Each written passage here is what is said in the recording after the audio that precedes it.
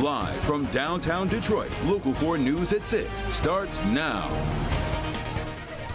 Right now at 6, more documents discovered. They have been found at President Biden's Delaware home. This as the Justice Department conducts a criminal probe into his handling of classified materials. The additional classified material was found inside the home instead of the garage where the others were found. A White House lawyer confirming that 5 additional documents have been found on the property. Our Mara McDonald is live downtown tonight. And Mara, we know those documents were found this week, but the original classified material in question, that was actually found 2 months ago. That's right. And because of all of that, Sandra, now the situation looks like this. The Department of Justice has appointed a special counsel to investigate how the president's handling of this has been done. Take a look. So far, classified documents have been found inside his Delaware home, inside the garage at his home, and in a former private office, where NBC News confirms at least one of the documents has the highest top secret designation.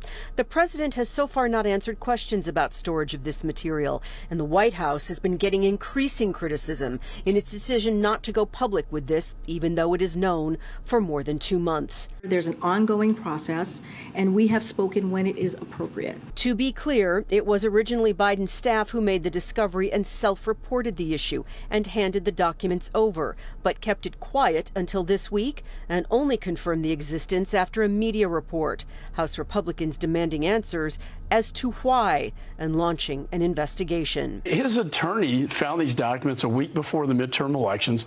Clearly, they had to have notified their client, the President of the United States, and yet nothing was done about it. And they swept this under the rug. They hid it until it was leaked to the media. Back here live, White House sources have told NBC News in Washington that the attitude there is that, look, these were documents that were inadvertently misplaced, but what the president is getting from members of his own party and his own allies are, they may have been inadvertently misplaced, but the handling of this and the way it looks, not good, and that transparency would be a far better option at this point. We're live downtown. I'm Mara McDonald, Local 4. All right. Thank you, Mara.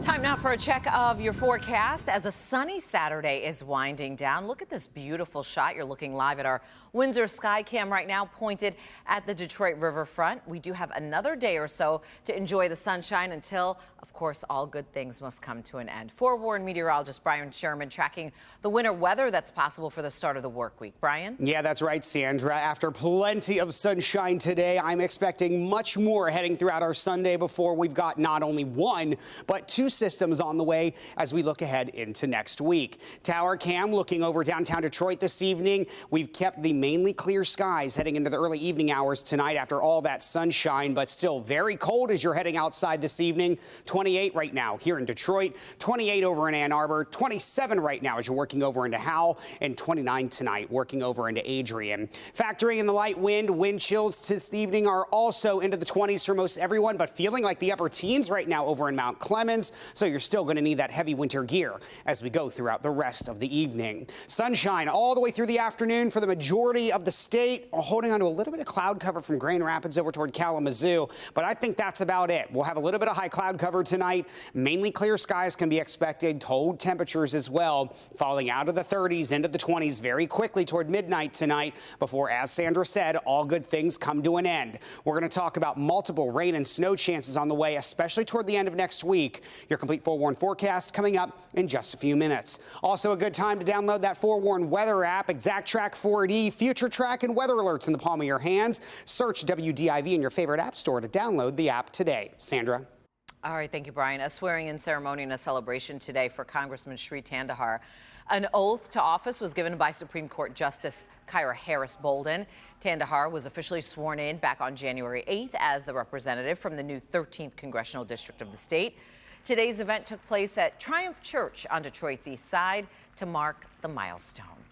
Buffalo Bills safety Damar Hamlin visited with teammates at the Bills facility today for the first time since being discharged from a Buffalo hospital. Bills linebacker Matt Milano posted a photo on his Instagram account of a smiling Hamlin, as you see here, shaking hands with a teammate.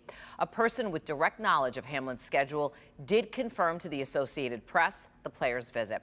The person spoke on the condition of anonymity because Hamlin has kept his schedule and his recovery private.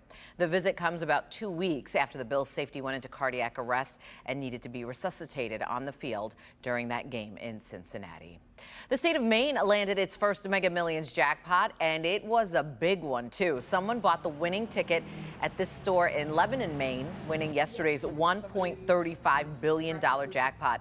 In fact, it's the second largest jackpot in Mega Millions history, but the winning ticket holder has not stepped forward just yet to claim the prize. The store where the ticket was purchased is the Hometown Gas and Grill. They will get a $50,000 selling bonus. All right, now to the NFL on this wild card weekend, and we all really hoped, of course, that we would be watching the Lions in the playoffs today, but unfortunately, that's not the case. Jamie's here with more, and also on the officiating in the game that the Lions didn't even play in. It's now coming into question, Jamie. That's right, Sandra. Lions fans are used to bad calls in Lions games, but this is a new one. Bad officiating affecting the Lions in a game they weren't a part of.